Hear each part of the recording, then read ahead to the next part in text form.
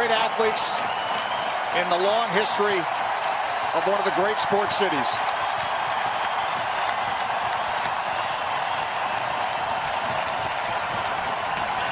All right, he says. This is Springsteen coming up for his 5th encore pennant. Oh, this is great. I think he just said that's too much. So anybody out there was wondering what the reaction was going to be with Jonathan Toews, because you already had a goodbye right in April 2023, and you thought, okay, that might have been enough. So it was funny how the questioning was, do you expected what it's going to be like? And you were there. It's a very special moment, I think. Anyways, I would love to be there. I got emotional, like I always do, those types of things. My wife's like, are you crying? I'm like, nope, I'm not. Nope. I was watching this morning. So again, but Jamie Thomas, Sarah Leskey, this is check-in. The Jets are going to take on the St. Louis Blues. We'll get to that in a second. Great show coming up, as always. Not going to lie. But the fact that you were there, and Kevin Sawyer is going to be along here momentarily to talk about what he thought. He was there as well. But being there must have been very special for you. I mean, you're not Jonathan Toews, and you're not, but just, is that what you expected to go over top of that? No offense. Yeah, it absolutely was. I don't travel often for TSN broadcasts, but this was a game that, given the magnitude of it, and the interest, that we figured would be a good one to go to if you're going to go to any of them. So what I found really interesting was that going in, and where my vantage point was, where I was set up for the broadcast, was right in the 300 level. So you had fans right in front of you, side, you're just kind of squished in there. But to see the emotion from the fans, and just every time that there was so much anticipation, the doors opened up 90 minutes before warm up, and it was unbelievable to see the number of people that, when they came in, I mean, 8 out of every 10 probably were wearing some sort of Toews jersey, whether that be, that's what I was noticeable, all the like, different the Blackhawks ones. There were UND ones, there were Team Canada ones. I mean, it was Winnipeg Jets ones, of course. It was just across the board, but seeing the emotion, and then every time that you thought that it was going to stop, it was just another round again. And the fans just seemed to catch fire with it, and it got louder again. And to be able to see the appreciation and love that they have for him. I thought the Blackhawks did a tremendous job with their social media throughout the day leading up to it as well. They had signs, thank you 19 printed off. They had sign stations that people could go and make their own signs as well. You really understood and got an appreciation for what he means to that fan base, for what he did, and how they continue to hope for all the best for him going forward. So, like, I was questioning yesterday why they didn't wait till the Monday to bring all the Stanley Cup winning players from the Stanley Cup era from 10, 13, and 15. And now I understand, because it was just based on him. Solely, like, that's the focus, was just him. But what a weekend for Blackhawks fans. Really, I mean, you and I talked about it going into it, that you celebrate the Cup era on the Saturday night, and you had a number of people that were there, and several of them stayed. Brian Bickle came on with me in the first intermission. Christopher Stieg was there, Andrew Shaw, Brian Campbell we saw. So there were a number of them that stayed as well for it. But then to be able to celebrate this, it really, to spread it out, gave the Stanley Cup winning teams as well as Jonathan Toews their individual due, which I thought was great. But it was such an emotional experience to be able to see it, and the reaction that you saw from Toews, I thought, on the ice. I mean, to see that smile, it was so genuine. And then when he did the, all right, give me, let's go one more time. Yes. You don't often see that from him. So I can only imagine what the experience like. And great news is that we are going to have a runway episode out of it, a little plug right there coming up. He was mic'd up for the game, so looking forward to seeing that in a couple of days. I remember what got me, his mom. When I saw the shot of his mom and she was crying, I was like, that got me. So another guy's known for his emotions, wears his heart in his sleeve. Kevin Sawyer popped in and out of this. He's like, that's his notification to let us know that he's there waiting, and there he is. Kevin Sawyer. Okay. Still whipping the tears away. So same thing. Like, it got to you as well, did it not? Dan had a great suggestion before it even happened. He goes, let's just lay out. Let's just let the building do the talking and the fans do the talking. So we didn't say a word I don't feel like that moment needed commentary, and Dan was right.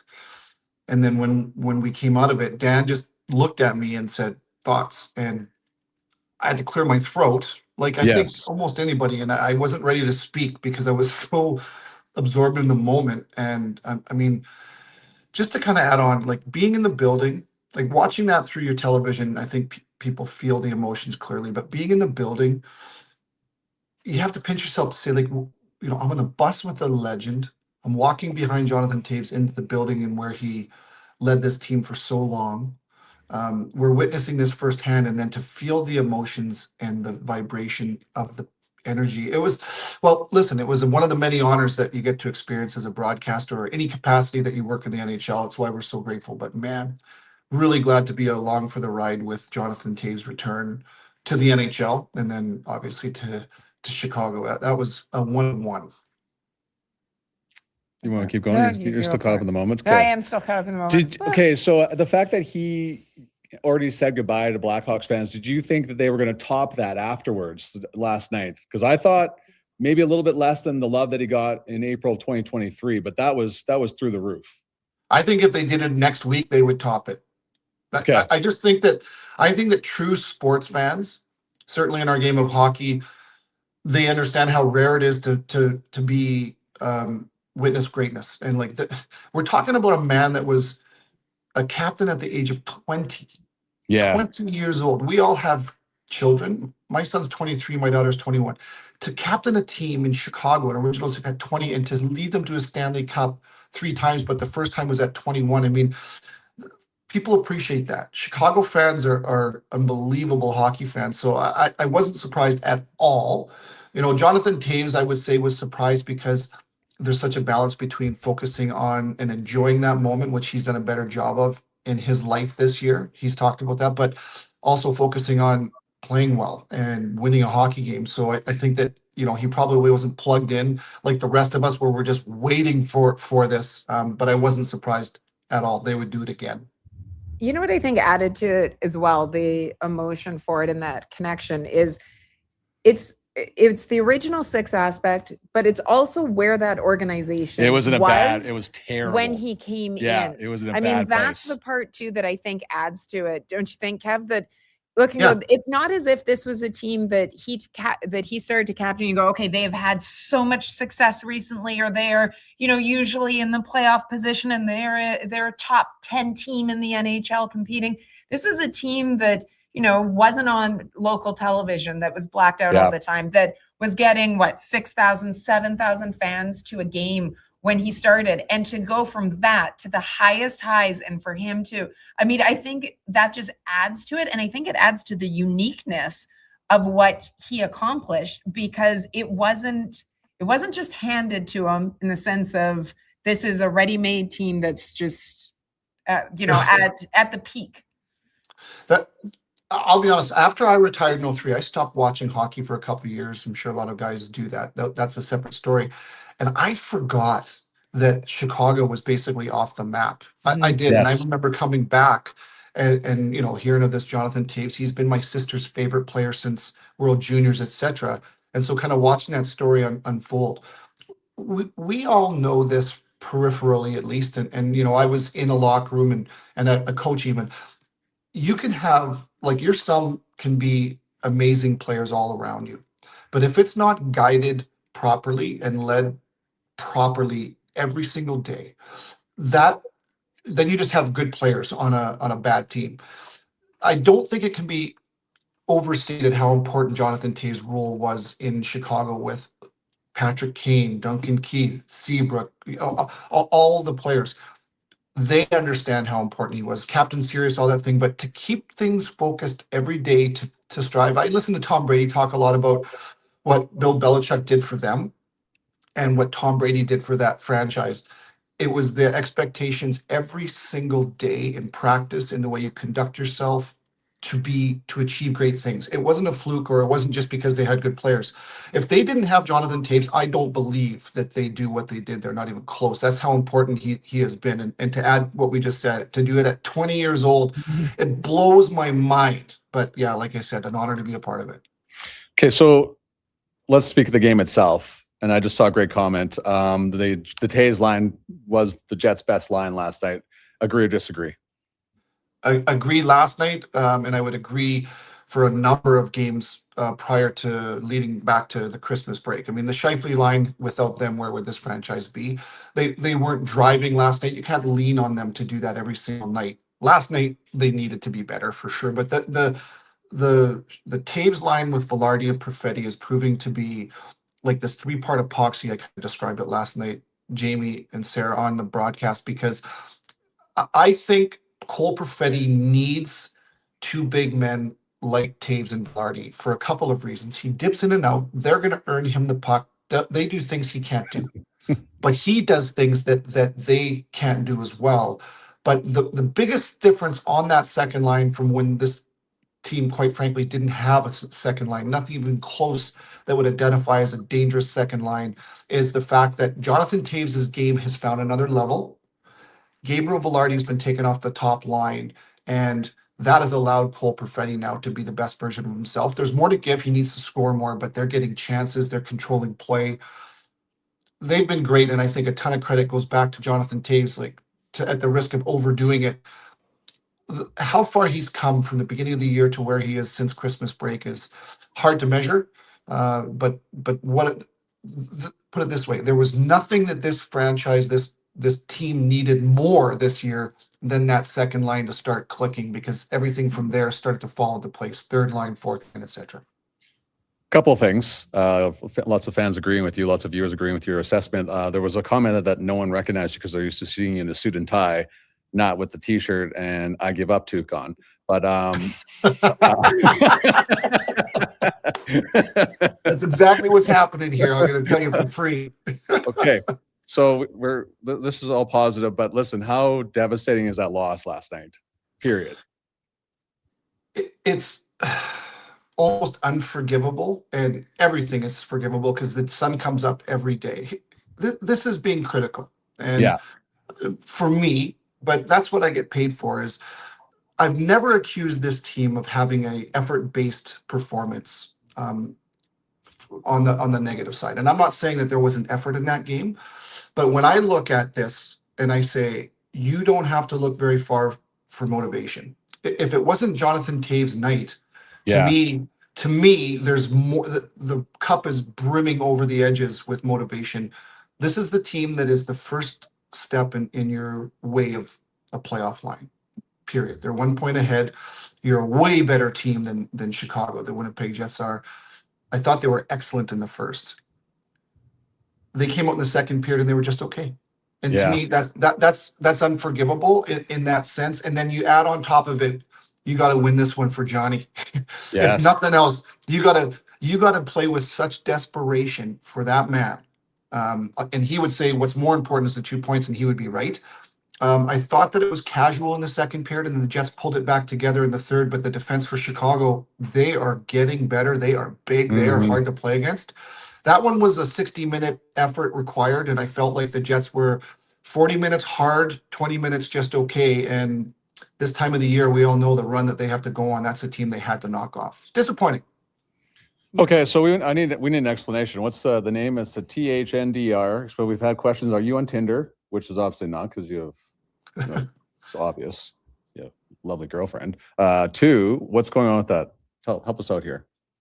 Look at your name on the bottom here. Your name says THNDER. What is that? Oh, you know what? I don't have my glasses on, and I thought I wrote Thunder.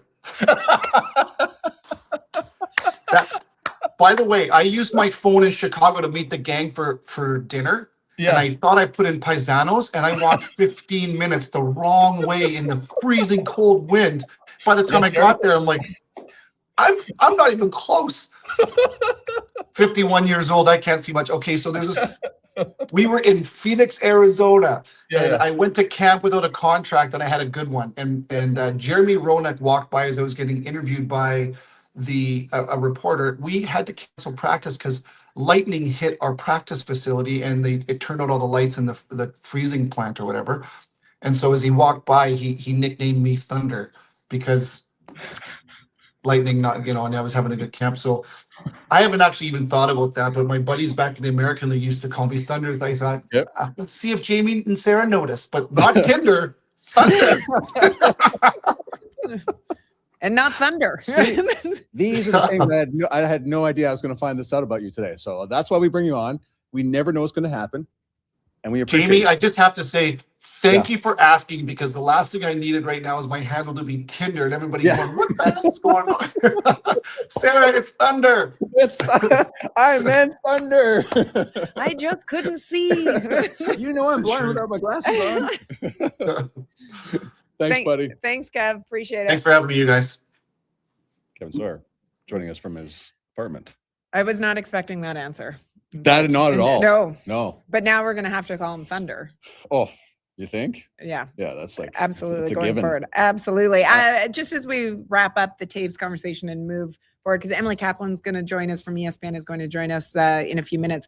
Let's just quickly hear from Jonathan Toews in case you haven't had the opportunity following last night's game. Was that evening compared to what you might have expected tonight? I mean, it's blew me away, obviously. Yeah, it's a crazy moment to again get that reception from the fans, and pretty special. Something I'll remember forever. They didn't want to stop. They wanted you to keep going out there with them. Yeah, I mean, it felt like forever. So, not sure what to do after a while in that situation. And boys kept telling me to go do another lap, and so yeah, pretty special.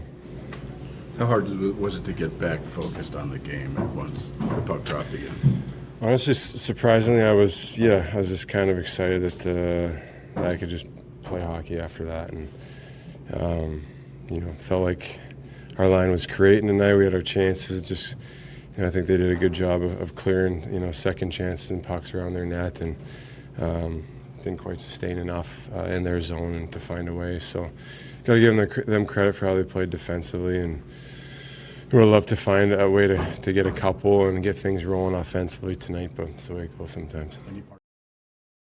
Okay, so when it was 1-0, and Toews does that wraparound in the last part of the third period with the goaltender pulled, I'm like, oh my God, he's going to score. That's like, because this is, never mind that I was going to walk in your shoes on the ice with a hat trick. The one, I didn't even care at that point. I just wanted to tie the game, but I thought he was so close. I'm like, can you imagine what that building would be like if you tied it up?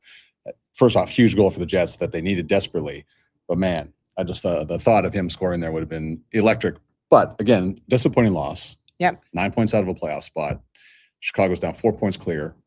You have another team right in front of you now with St. Louis. But before we get to the St. Louis game, here's Scott Arniel with what he thought happened last night. What do you think of the offense you were able to generate? You weren't able to score. Did you get enough? Yeah, I mean, our zone time was great. The opportunity to attack the net. I think that we, especially in the second, we could have done that a little bit more frequently. I thought in the first period did a great job of getting it out of the piles in the corners, getting it to the top, and then, the D were getting, feeding it to the net front. There was a lot of rebounds, a lot of loose pucks that we didn't get to, Chicago got to, and they just, they end up flipping a puck out in the neutral zone and winning the race to it. But at the end of the day, we get in games like that. They're tight like that. Chicago is really defending the net front. We've got to find a way. We got to find a way to get inside, get those rebounds, get the greasy goals. We've been doing a really good job of that, recently, and we gotta find a way to to even that score. So there it is. Like the previous 5 games, or a little bit before that, they did a great job of getting traffic. They got a great job of getting to the net, scoring the greasy goals that Arnie was just talking about there. But it just didn't happen. But some credit has to be given to Chicago's defense because they locked things down. In particular, that third period, Kevin talked about that, and obviously Scott Arniel touching on that as well. It's not easy to get there, but they had made it look so easy the previous 5-6 games before that. Yeah, absolutely. When you talked about the standings and 9 points back, Scott Arniel spoken a number of times recently about how really, you take it, the cliche, you take it one game at a time, but you take it one team at a time as well, in terms of you're just trying to jump over the one team in front of you and keep going. So they weren't able to jump over Chicago.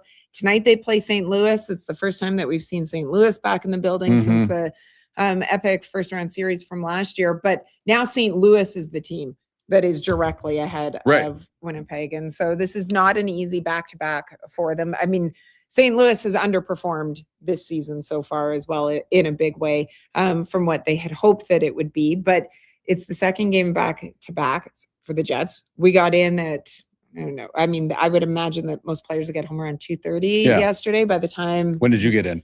I got in around 2:30. So by the time you get to bed, though, it's a little bit after 3. There's obviously no morning skate here today. St. Louis was here in town waiting for them. I'll give you full credit for sucking it up and coming to work today. Thank you. I wasn't looking for a pat on the back, but I'll take it from you anytime I can. No problem. Always, we just persevere. That's what we do here. Just adversity. It comes in all different forms, Jamie. But St. Louis is a team that has struggled on the road recently. I mean, they've struggled across the board, but struggled on the road recently. And I think it'll be interesting to see. They were shut out in their last game against Edmonton. The Jets shut out. This should be. Sarah took her private jet home. Yeah. If you have no idea what she gets paid. Special guest, another one. We have 2 of them in this show. Emily Kaplan from ESPN joining us now. And I feel really bad about this, Emily, because I just text you ready when you are. And the second I press send, you pop in. So I'm like, I feel bad. Don't feel bad. That's so make him Canadian feel of you, bad. just apologizing make him for feel something bad, that's not your Emily. fault. No, don't make me feel bad. I feel bad already. No, but I'll give Sarah a pat on the back too. I just think you're amazing, Sarah. We don't need to give a reason. Oh, Do you think she deserves a private jet, Emily? Absolutely. Emily deserves one. Oh my goodness. I hope whoever's approving your expenses is watching this. Yes. PJs for Sarah, please. Could you imagine what someone in finance's reaction would be like if you just submitted, whether it be an ESPN for you? Just be like, I just hopped on a jet. Yeah, I think it would be moving my file to another one in HR, but that's just my guess. You just got to get Ferraro, Emily. You got to get Ray to submit it and see whether or not that'll work. But I wouldn't want to take a private jet with him because we have to get there 3 hours early anyway, which is just outrageous. We could have you on an entire time just to talk about traveling with Ray because the number of stories that you have. Can you tell one? Can you tell one? Because this is like bonus story time. And you know what? It's like they're not even. I'll think of a more detailed one when we hang up. It's just his ridiculous anxiety. It's like he's never traveled before in his life, even though he's been doing it his entire adult life. Where he just like needs to get to the airport outrageously early. Okay. My other favorite with Ray, and I just think this is so endearing, but like we go and cover Rangers games all the time, and we're in Midtown Manhattan, and I take him once for dinner, like downtown, and he goes, "What is this?" I'm like, "Right, didn't you play for these teams? Didn't you travel here for 30 years?" He had never left the 2-block radius around MSG his entire adult life. So we love him. I love him telling stories. I remember him in an interview talking about traveling with you and how you had introduced him to Apple Pay and that his mind was blown. He went on for it. It was hilarious. So, Emily, no excuses for not forgetting your wallet at lunch anymore, right? You got to pay all of the hard work that you do, bringing Ray along with that might be your most impressive job that you have done yet. I feel so seen and heard. Thank you. Private jet on the way. It's coming to pick you up later, bring you to Winnipeg. Hey, we had Nick Kypreos on last week, I believe, and he kind of mentioned the fact that he didn't think there was any movement going to happen before the Olympic break, but lo and behold, the Calgary Flames say, "Hold on a second, we're going to deal Rasmus Andersson now." Your thoughts on the deal? And oh my gosh, like everyone around just goes, "It's always Vegas." Like it's always Vegas and these key players, and they always seem to land these players. Your thoughts on the deal between the Vegas Golden Knights and the Calgary Flames? Yeah, like I was hearing a lot of what Nick Kypreos was hearing as well, but it was more so most of the action is going to happen after the Olympics, especially with the buyers or teams with Olympians. Like they don't know the attrition that's going to go on over there. Like they want to get a full picture of what their team looks like before they're able to make moves. Plus, if you're really shrewd, the cap space accrues during that 3-week period. So you get a little more to play with. But I was told that the outstanding trades, the ones that we know are super inevitable and already had a lot of the legwork done, might get done beforehand. And Anderson was absolutely one in that pile. And look, I think we can all roll our eyes, and I'm sure the Jets, especially given the history of the Golden Knights being playoff opponents a few years ago, you guys get it. Like it's frustrating that they just somehow come away with the biggest name available every year and just figure out a way to get it done, salary cap be damned. At the same time, it was so clear that Rasmus Andersson wanted to go to Vegas, that he wasn't willing to sign extensions with other teams because the one team he wanted was Vegas. And Vegas is able to operate from a position of power. Now, it still was a very big return back. I think the Calgary fans should feel pretty good about that, especially, having so many of Vegas first round picks, even if they're not going to be early. Like, that's wonderful. You're getting a great defenseman back in Zach Whitecloud, who potentially they can flip. But more so, this just cements Vegas as a destination, a team that ever since their existence is going to go for it and shows no signs of slowing down whatsoever. I love listening to you talk, Emily. And I want to ask, just before we go back to kind of bigger picture league, of just for you, for people that might not have the opportunity always to be able to see you up here. So you do ringside, you do features, you write for ESPN, you break news as well. I mean, you really do it all. With respect to that, how do you balance it all? Because I know, the amount of time that it Holy takes cow, to the private prepare, jet is coming for Emily right away. Look at this one. but the amount of time, honestly, the preparation for doing Yes. ringside and for various and going into features, and then to also be the one that's breaking news and keeping up with general managers. Do you enjoy that you get a taste of all of it? Absolutely. I think I am able to do it all because I minimize my time at the airport, Ray. I'm maximizing my amount of time that I can be spent at home or in hotels and on the phone. I love it because I get to touch all points of hockey at our company. And I think, at ESPN, we're a Disney company. We believe in storytelling. We believe in growing the game through creating connection points and narratives and characters. And the feature stories really allow me to do that. But I also feel like there's opportunities to do that in our studio coverage, infiltrate the rest of the ESPN ecosystem with breaking news and covering hockey in the same way that we cover the other professional sports and giving them that legitimacy. So I take a lot of pride in being able to help shape that conversation and being on the forefront of stories. That said, like, being able to do everything is wonderful. It also means that you can't pull all of your energy into one thing. So I'm sure I could break a little bit more trades and be a little bit more on the inside if I gave up some of the other responsibilities. But I just love it holistically so much. And I'm so grateful for ESPN for giving me all these opportunities, and especially to be part of the live games, because to me, that is the most special. It's why we do it. It's the fabric of what we do, is just being able to experience these moments and getting that ticket, right on the glass and be able to talk to these guys right after those moments happen. Like, I can't believe that's my life and I get to do that. My turn to pump your tires now. The last feature that you did, or at least that's on social on X right now, is your Charlie McAvoy feature. And when you look back at everything that Charlie McAvoy has gone through, he's a defenseman for the Boston Bruins. I was in Montreal when he got hurt in the Four Nations face-off, the whole controversy surrounding his shoulder injury. Can you speak to sitting down with somebody that has had basically no luck in terms of the injury situation and still fighting through? And I know his wife and his son play a large role in this as well, but that was really well done. But just how, I guess, like, where you're looking back, how are you still going when you're sitting down with Charlie McAvoy?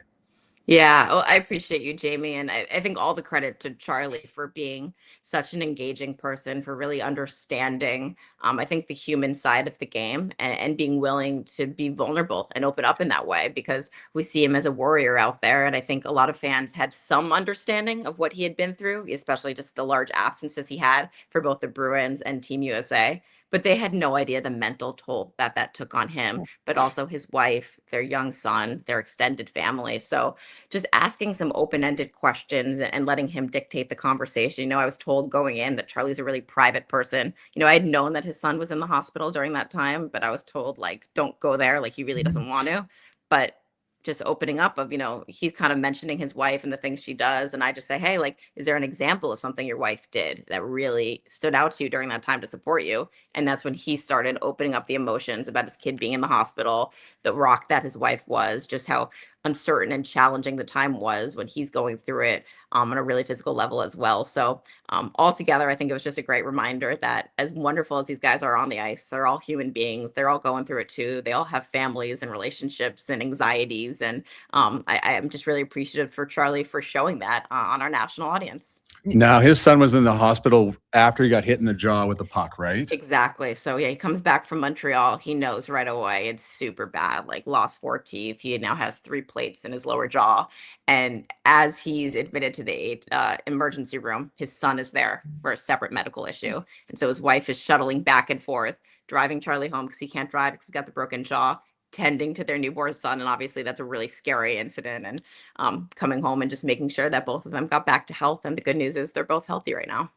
Well, Emily, you do an amazing job humanizing these players and drawing that out of them as well. We appreciate the time very much. We adore you. I don't know what the future will hold in terms of the postseason for the Winnipeg Jets, but we very much hope that we are going to see you in Winnipeg and at Canada Life Center sometime soon. I mean, I hope so too. Talk to Ray. Like, he's got. We can't help but notice that the Jets are not on game at ESPN, and we just think that as a thank you to you and Ray, they should put you guys. I think so too. There's so many of our Canadian teams, like we just don't showcase them here in the US. And there's so many American players. Like we should be showing Connor Hellebuck and Kyle Connor all of the time in the US to build them up as the superstars that they are. So it's on us too to do a better job of covering you. But I hope that we all get to see each other in person because you're both fantastic. We'll give Jamie his flowers too. Always appreciate the opportunity to chat. Thank you, Emily. He's going to be riding that high all day. I'm going to send you one of these Bennies or Mickey Mouse stuffies. Okay, fine. Just my arm. I'll give you my address. Thank you. Thanks so much, Thanks, Emily. Bye, guys. Emily Kaplan from ESPN. Yeah, and of course, you can see that feature. Seriously, go on her X page. It's really good.